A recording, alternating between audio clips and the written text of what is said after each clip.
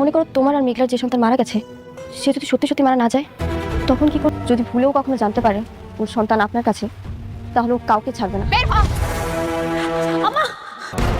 বন্ধুরা, গরিব ঘরের রাজপুত্র নাটকের 40 নম্বর পর্বের শেষটা কিন্তু আমাদের সবার বুকেই কাঁপন ধরিয়ে দিয়েছে। যে মেঘলা এখন কোটি টাকার কোম্পানির মালিক, অহংকারী রাতুল নীলাকে যে তড়ি মেরে উড়িয়ে দেয়, সেই মেঘলার জন্মদাতা বাবা মাকে কিনা তারই অফিসে স্টাফরা ফুকিন্নি বলে ধাক্কা মেরে ফেলে দিল। তাহলে 41 নম্বর পর্বে কি হতে যাচ্ছে? অনিক কি শেষ পর্যন্ত তার সন্তানকে ফিরে পাবে?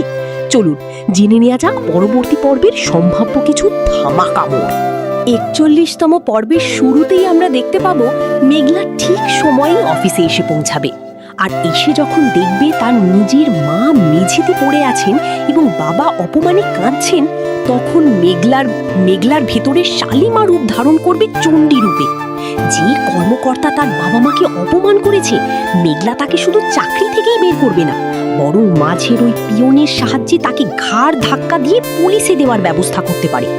এই সিনটা দেখার জন্য কিন্তু দর্শক অধীর আগ্রহে অপেক্ষা করছে।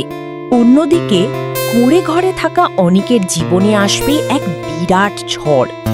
বৃষ্টি যেভাবে অনিককে বাচ্চা চুরির ব্যাপারে ইশারা দিচ্ছিল, তাতে বৃষ্টির পক্ষে এই সত্য বেশি দিন চিপে রাখা সম্ভব হবে না। 41তম পর্বে আমরা দেখতে পারি বৃষ্টি অনিকের বাবা বা ডাক্তারের উপর চাপ সৃষ্টি করবে সত্যটা প্রকাশ করার জন্য।